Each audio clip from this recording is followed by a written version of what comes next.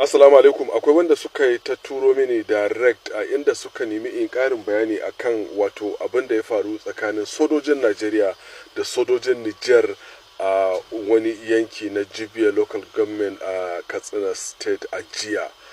Inda ake tunanin wato sura kiris da wannan bangarori biyun wato sojojin Niger da sojojin Najeriya sun buɗa wa juna wuta. To abin da ya faru a sahihi shine wato a jiya sojojin Nijar sun yi kutse cikin ƙasar Najeriya a inda suka rika harbe-harbe a inda kutsen da suka yi sun biyo 'yan ta'adda ne inda suka arce 'yan ta'adda suka arce suka shigo Najeriya su kuma suka bi su a guje da truck mai tare da machine gun a kai wato machine gun trucks kenan wato irin wannan truck din wanda ake ɗibiya machine gun wato wannan bindigan mai sarrafa kanta a kai guda hudu da kuma jeep guda ɗaya wanda suka biyo waɗannan 'yan ta'addan suka kutso suka shigo cikin Najeriya ta bangaren Jibiya local government a inda su ma sojojin da ko kuma dakarun Nijar ɗin bisa jagorancin Captain Salifu Mono. Captain Salisu Mono shine jagoranci wannan dakaru na Nijar a inda suka biyo waɗannan 'yan ta'addan suka shigo cikin ƙasar Najeriya ta ɓangaren Jibiya a guje su kuma suka kutso suka shigo suka fice wato yankin su suka shigo cikin yankin Najeriya suna biye da waɗannan 'yan ta'adda a inda kicibis sai suka kicibis da kuma sojojin Najeriya da dakarun Najeriya ta ɓangaren Najeriya kenan a inda aka ja daga a inda shi kuma a bangaren Nijar din shi kaftin Salifu Mono ya fahimci cewa lallafa ya kutso ya shigo yankin Najeriya a inda ya dakata da ya dakata aka suka communication wato kowa ya introducing din juna kaza sai aka kuma zo aka sasanta kuma ya ce gaskiya mun yi kuskure muna neman afuwa kasar Najeriya mun kuskure mun kutso cikin yankin Najeriya ba tare da izini ba. To dama kafin kai kutse cikin yankin wata ƙasa sai ka samu izini ko da ka ko 'yan ta'adda ne wata ba sai ka yi radio ko ka yi communication ga mu mun ko 'yan ta'adda da Allah muna buƙatar permission mu shigo yankin ga mu nan biyu su a guje to ba a yi wannan ba saboda matsalar da aka samu tsakanin Najeriya da ƙasar Nijar a kwanakin baya wanda aka yanke wasu hurɗoɗi wanda ke wannan abu ba ƙaramin illa zai wa ƙasashen nan guda biyu ba a inda wato bayan sun fahimci haka shi kuma kaftin Salihu Mono da ya fahimci haka sai apologizing wato ya nemi afuwa a inda suka fahimci juna aka fahimci juna ba musayan bindiga ba musayan wuta ba sun fahimci juna kuma koya shi bangaren Nijar sun fahimci kuskuren su kuma ga dama sun biyo 'yan ta'adda ne to shine sai sojojin Najeriya sai suka raka su kan iyaka kuma aka yi musabaha mai kyau sannan kuma sojojin Nijar din sai suka koma kasarsu to wannan abu da ya faru kenan a jiyan nan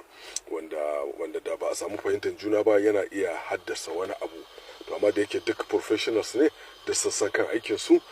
ita Nijar kuskuren da ta yi kawai da bata nemi izini ba ta shigo ta kutso kuma amma kuma 'yan ta'adda ta biyo to ita kuma Najeriya bangaren Najeriya da suka ga sojojin Najeriya sun yi kutso su ma suka je suka tunkari su ya aka yi sojojin wata ƙasa ta shigo ba tare da izini ba a inda nan da shi kaftin din ya nemi afuwa kuma aka raka shi ma aka koma a inda aka fahimci juna to wannan abu da ya faru kenan babu wani abu da abin nan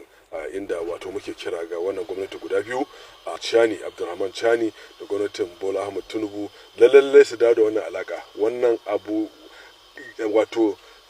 katsa wasu alaƙoƙin nan ba ƙaramin illa yanzu gashi nan duka muna da we have the same enemies muna da makiya iri ɗaya su ma suna fama da 'yan ta'adda suna fama da 'yan bandit suna fama da waye in sun kawo raraka suna shigowa su ɓace a cikin Najeriya a sauran su amma idan aka samu wato haɗin kai aka samu cooperation ana buƙatar cooperation da ce da wannan cooperation ɗin kaga kawai rediyo za su yi ga munan sector kaza mun biyo ta wuri kaza mun rarako 'yan ta'adda mu samu na neman permission mu shigo cikin Najeriya haka su ma in Najeriya an saka kawo raraka ga munan sector kaza captain kaza yana pursuing 'yan ta'adda kaza muna neman permission za su shiga cikin Nijar ta bangare kaza muna neman kaga aka samu wannan fahimtar junan sai a masu kofar rago wannan 'yan ta'adda so lalle wannan ya nuna cewa wannan kasashe biyu lalle su dawo da alaka a gaggauta dawo da alaka tsakanin Niger da Nigeria, a kafa alakar soja, kafar diplomasiya a dawo da shi, a samu alaka kyakkyawa tsakanin dakarun sojojin Niger da sojojin Nigeria, saboda wannan yanki yana da muhimmanci. Wannan boda din idan aka samu wani alaka da za a rika masu kofar rago, wanda ke abin da ya dace kenan, a dawo da wannan cooperation, a dawo da diplomatic ties, a dawo da military ties, a dawo da economic cooperation, a dawo da military cooperation, a dawo da border patrol tsakanin wannan kasashe biyu saboda abubuwan da suke fuskanta. To wannan abin da ya faru kenan, wanda yake muna kira ga shi General Chani da kuma bangaren su Bola Tinubu, su mai bawa shugaban kasa wato shawara harkar tsaro Nuhu Bado, ya kamata ku yi amfani da wannan dama. Wannan abu da ya so faru a Katsina a Jibiya, da an buɗa wa juna wuta abin ba zai kyau ba, yana iya haddasa wani rigima tsakanin wannan kasashe biyu da suka daɗe suna makwabtaka, suka daɗe suna alaka, kyakkyawar alaka.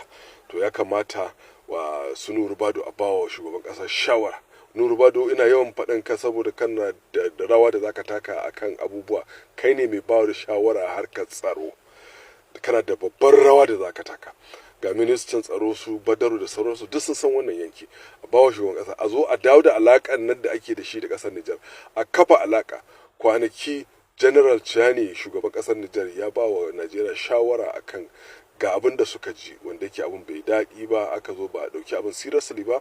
wanda yake har muka zo muka ga wato abin da yake faɗa da an bi shawarar shi shugaban ƙasar Nijar da wani lokaci a daƙile wannan abin, saboda ya ba da shawara wani lokaci aka ɗauka wani ko wani abu ne na daban wanda har ya so haddasa rigima tsakanin Najeriya. To wannan ya kamata wato muna kira da wannan ƙasashe biyun su ajiye wannan bambance-bambancen. Wannan abu da ya faru ya riga ya faru, a dawo a kafa wannan alaka. Dukkan ana fuskantar wannan barazanar 'yan ta'addan da 'yan bandit din, a haɗa ƙarfi da ƙarfe a daƙile wannan abin. Mun ga wannan abin, kin ga duk da bacin waɗannan professional soldiers, wato ƙwararrun sojoji ne, sun san abin da suke yi. Sojojin Nijar sun danno kai, sojojin Najeriya sun danno kai, 'yan ta'adda sun bulke, suka so su haɗa su rigima, amma da yake ƙwararrun sojoji ne suka fahimci juna, a inda suka sasanta kuma aka escorting suka kuma ta wannan abin da ya faru kenan. Sannan a da dumudumin sa kuma mun samu rahoton cewa an kubutar da waɗannan matan da aka wato sace a bangaren Tsanyawa a local government, wanda ke ajiya da sojojin Bukavu Barak 3 Brigade Division sun tafi sun nemo su tare da sojojin sama da sojojin ƙasa da wato DSS, inda aka bazama, inda aka je aka gumurzu kuma aka samu aka fitar da su. Duk da guda ɗaya ta mutu, wata mata ta mutu ya shekara 60, sannan kuma guda 4 ba a gansu ba, amma an karɓo guda 7. Wannan inda haka abin da ya faru kenan, an yi kokari, kuma ita ma gwamnatin Kano ta ba da gudunmawa sosai, wanda ke muna kira ga shi gwamna har ila yau ya ci gaba da ba da irin wannan gudunmawa din. Wannan ba karamin kokari aka ba, kuma mun san dole ne dama sai da gudunmawan shi gwamnan Kano, saboda shi ne chief security, kuma a ci gaba da ba su logistic, a ci gaba da su gudunmawa, a ci gaba da ba su allowances. Ina yawan gaya muku wannan, kuɗi is vital in the fight against terrorism, fight or any kind of war, because you need money to commit resources, you need money to buy resources, to buy gadget, to buy apparatus. You need money, so you have to commit a lot of money. Ina yawan faɗa me yasa ake cewa Egypt ta fi kowace ƙasa ƙarfin soja, saboda tana committing kuɗi more than any other country. Me yasa ake cewa America ta fi kowace ƙasa ƙarfin soja, saboda tana committing more money, more in defense budget than any other. So wannan abu da ke faruwa kenan, a committing kuɗi, a shigar da resources ɗin da ya kamata a yaƙi wannan 'yan ta'adda ɗin. Masha Allah. Assalamu alaikum wa rahmatullahi wa barakatuh. 'Yan Nijar, fatan kowa lafiya to masha Allah. Kun ga tura nan sun ci alkawarin cewa ba za su taɓa barin mu da za mu wani motsin ci gaba a rayuwa su sa mana idanu ba. So kun san Nijar ta fara hidda uranium ɗinta, kasuwancinta da Rasha. To yanzu Nijar shekaran jiya na ganin ko ne ta hidda uranium ɗin su mayir UK outlet. To yanzu RFI magigar Cheshen, saboda ku zan an kariya da sauraron RFI ko BBC ko DW, saboda suna ya labarai ne na fada da kasashen gana mu na Sahel. Me ko lokacin da ake mulki na gari, BBC ko RFI ba su taɓa faɗin wani alkhairi ga ƙasar mu ta Nijar ba, yadda za a ce Nijar a kalle ta da ido duniya,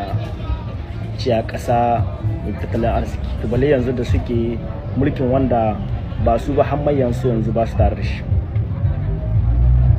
shi kan shi su gani ya ta fara hidda uranium in ita tashi ta yi wallafa ciya misaji ga turawa kuwa